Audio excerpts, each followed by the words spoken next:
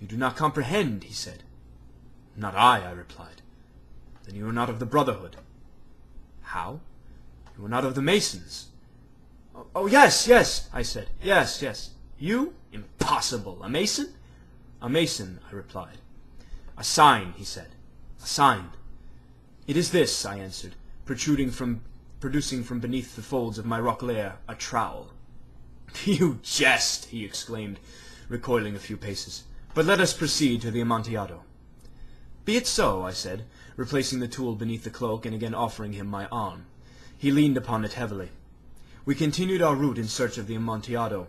We passed through a range of low arches, descended, passed on, and descending again, arrived at a deep crypt, in which the foulness of the air caused our flambeaux rather to glow than to flame. At the most remote end of the crypt there appeared another less spacious. Its walls had been lined with human remains, piled to the vault overhead, in the fashion of the great catacombs of Paris. 3 sides of this interior crypt were still ornamented in this manner.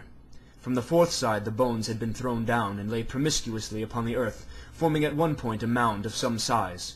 Within the wall, thus exposed by the displacing of the bones, we perceived a still interior crypt or recess, in depth of about 4 feet, in width 3, in height 6 or 7. It seemed to have been constructed for no especial use within itself, but formed merely the interval between 2 of the colossal supports of the roof of the catacombs, and was backed by one of their circumscribing walls of solid granite. It was in vain that Fortunato, uplifting his dull torch, endeavored to pry into the depth of the recess. Its termination the feeble light did not enable us to see. "Proceed," I said. "Herein is the Amontillado. As for Lucrezi, he is an ignoramus," interrupted my friend, as he stepped unsteadily forward, while I followed immediately at his heels. In an instant he had reached the extremity of the niche, and finding his progress arrested by the rocks, stood stupidly bewildered. A moment more, and I had fettered him to the granite. In its surface were 2 iron staples, distant from each other about 2 feet horizontally. From one of these depended a short chain, from the other a padlock. Throwing the links about his waist, it was but the work of a few seconds to secure it. He was too astounded to resist. Withdrawing the key, I stepped back from the recess. "Pass your hand," I said, "over the wall. You cannot help feeling the nitre. It is indeed very damp. Once more let me implore you to return. No? Then I must positively leave you. But first I must render you all the little attentions in my power." "The Amontillado!" ejaculated my friend, not yet recovered from his astonishment. "True," I replied. "The Amontillado." As I said these words, I busied myself among the pile of bones which I had before spoken. Throwing them aside, I soon uncovered a quantity of building stone and mortar. With these materials, and with the aid of my trowel, I began vigorously to wall up the entrance of the niche. I had scarcely laid the first tier of the masonry when I discovered that the intoxication of Fortunato had in great measure worn off. The earliest indication I had of this was a low, moaning cry from the depth of the recess. It was not the cry of a drunken man. There was then a long and obstinate silence. I laid the 2nd tier, and the 3rd, and the 4th, and then I heard the furious vibrations of the chain.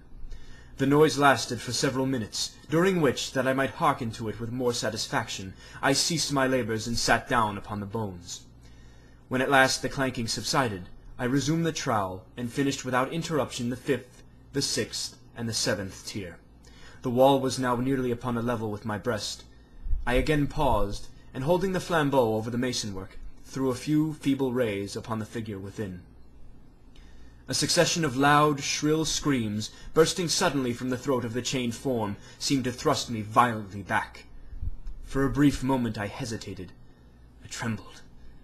Unsheathing my rapier, I began to grope with it about the recess, but the thought of an instant reassured me. I placed my hand upon the solid fabric of the catacombs, and felt satisfied.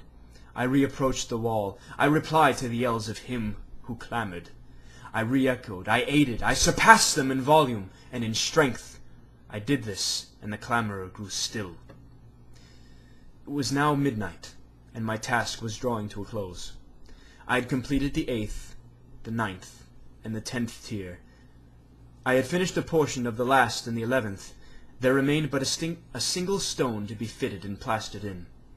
I struggled with its weight. I placed it partially in its destined position, but now there came from out of the niche a low laugh that erected the hairs upon my head. It was succeeded by a sad voice, which I had difficulty in recognizing as that of the noble Fortunato. The voice said,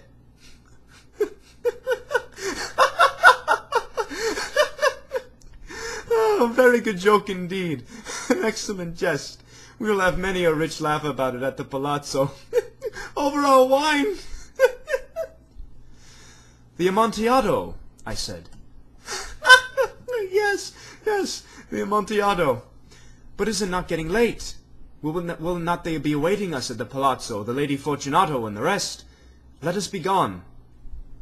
"Yes," I said, "let us be gone." "For the love of God, Montresor!"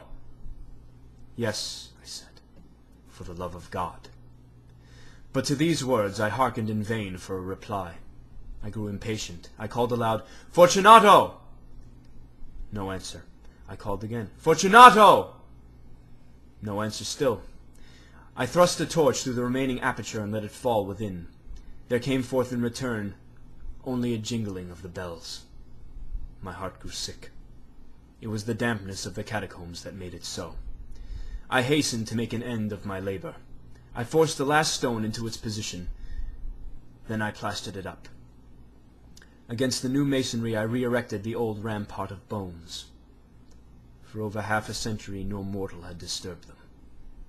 In pace requiescat.